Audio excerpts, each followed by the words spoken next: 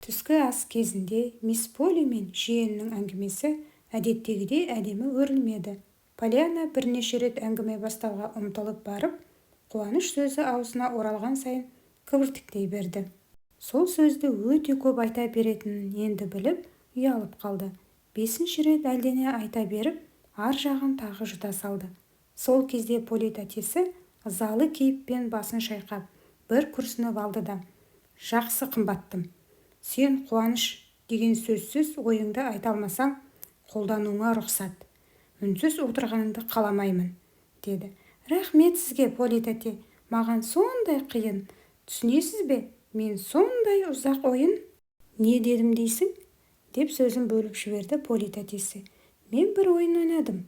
Полианна істеуге болмайтын нәрсені істегенін білдіріп қойды да, ұялғаннан қызарып кетіп, үнсіз қалды. Полли тәтесі қабағын шытқанымен ешнәрсе демеді. Түскі ас солай үнсіз ішілді. Біраздан соң Полианна тәтесінің Портердің әйеліне басы ауырып тұрғандықтан бүгінгі әйелдер көмегінің жиналысына қатыса алмайтынын айтып жатқанын естіді.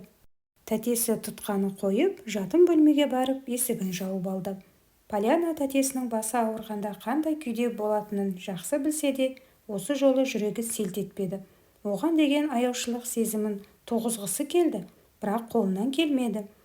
Ұят та болса, тәтесінің жиынға бармайтынына қуанды. Ол жиынға бармаса, бұның Джимми Бен тағдыры жайлы айтатын ойын естімейді.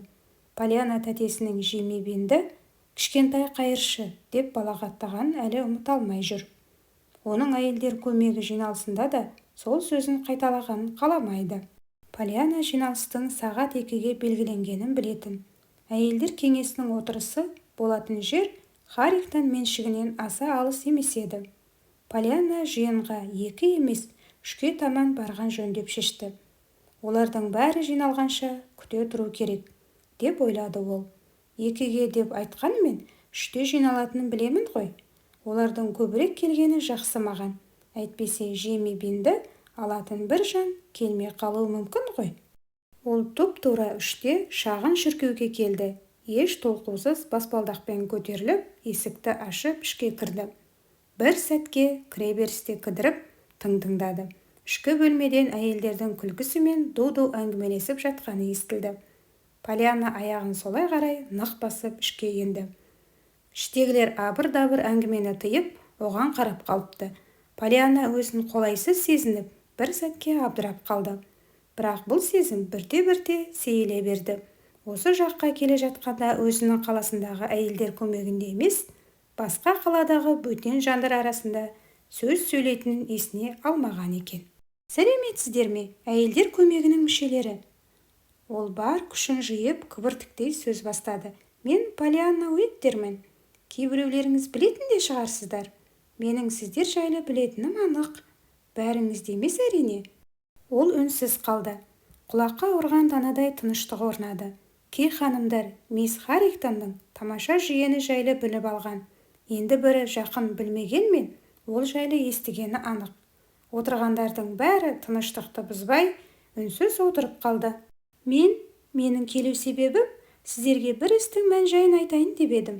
Полианна өзі де байқамай әкесінің сөздерін қайталағанын біліп, тағы ұялып қалды. «Сені, құлыншақ, сені тәтең жіберген шығар?»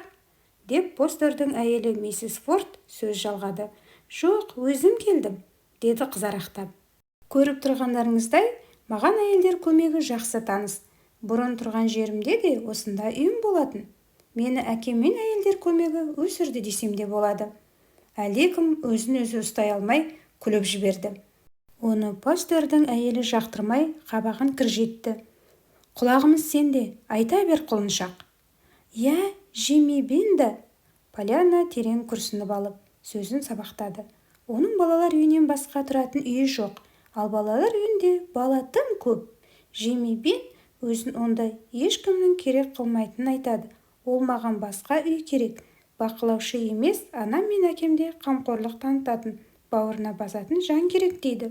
Ол 10-11 жас шамасында. Сіздердің араларыңызда біреуіңіз оны асырап алады деген ойдамын». Полианна үнсіз қалды. Әйелдер көмегіндегілер де үнсіз. иә, деп даусын созды бір әйел ұзаққа созылған бұл тыныштықты бұзып. Ой, ұмытып кетіппін ғой, ол масыл болып жататын бала емес, 2 қолға бір күректеп жұмыс істейді, деп толықтырып қойды Полианна. Тағы да тыныштық орнады. Біраздан соң кей әйелдер енжар көңілмен Полианнаға біраз сауал тастады. Жими Бен жайлы Полианна не біледі? Ол жайтты бұлар да білетін сияқты. Сондықтан ынтамен тыңдағанмен жандары еш ауырмай талқыға салды. Әңгіме ұзаққа созылған сайын Полианна да сан сауалдың құшағында қалды. Сөйлеген әйелдердің біразын түсінбеді. Тек бұл талқыны тоқтату керек екенін түсінді. Жими Бенді ешкім бауырына басқысы келмеді. Байғұс жетімді әлдекімнің алғаны жөн, дегенмен бәрі өз бастарын ала қашты. Сол арада постердің әйелі Жими Беннің өмір сүруі мен оқу шығынын әйелдер көмегі өз мойнына алсын деп ұсыныс жасады. Алыстағы Үндістан балаларына кететін қайырымдылық қорын үнемдесе, бұл мәселе шешімін табады деп өз ойын ортаға салды. Осы арада қатысушылардың бәрі белсенді болып кетті. Әйелдер көмегін ұлы толқын кернеп, бәрі жамырап ойларын айта бастады. Құрметті қамқорлық танытушылардың сөзінен бірте-бірте мейірбандық ұшқыны азая бастады. Сағыздай созылған бұл даудан Полианнаның ұққаны бұлардың даңқы Үндістанға көп қаржы бөлумен шыққан екен. Үндістанға аударылатын қайырымдылық қаржысын әдеттегіден қысқартса, бұлар ұяттан өртеніп кірерге тесік таппай қалады екен. Үндістан жайлы тағы біраз нәрселер айтылды, бірақ Полианна оларды түсіне алмады. Бұл жақтағы әйелдер көмегі қағаздағы есеп бойынша басқалардан бірінші тұруы керек деген қалыптасқан қағида миына қонбады. Олар үшін ақшалары қайда кетіп жатқаны маңызды емес. Маңыздысы қайырымдылыққа мол қаржы бөледі деген атақ қана екен. Полианна сенімсіздікпен бас шайқады. Жоқ, бәрібір оларды дұрыс түсінбеген шығар. Өзін дұрыс түсінбеген шығармын деп сендіргісі келсе де, жараланған жаны сыздап ауруын қояр емес. Шіркеуден көшеге атып шыққанда ғана жеңілдегендей боп бір күрсініп алды. Сол сәтте есіне ертең Жими Бенмен кездесетіні сап ете түсті. Оған осының бәрін түсіндіру қандай қиын болатыны жақсы біледі. Көзәйнек киген ұзын бойлы тәтенің бұған айтқанын Жими Беннің қабылдай қоюы екі талай. Ол тәте Жими Бен үшін бұларды ешкім мақтап марапаттамайтынын айтты ғой. Әрине олардың ақша бөліп дін қызметкерлерін оқытуы сауапты іс, деп Полианна өз ойын саралай бастады. Мен ол жаққа ақша аудару тоқтатсын демеймін, бірақ оларды тыңдасаң, жердің бір шетіндегі балаларға ғана қамқорлық таныту керек екен, ал тура жандарында жүрген мұқтаж балаларға назар аудармаса да болады. Шам жарығы түбіне түспейді деген осы екен-ау.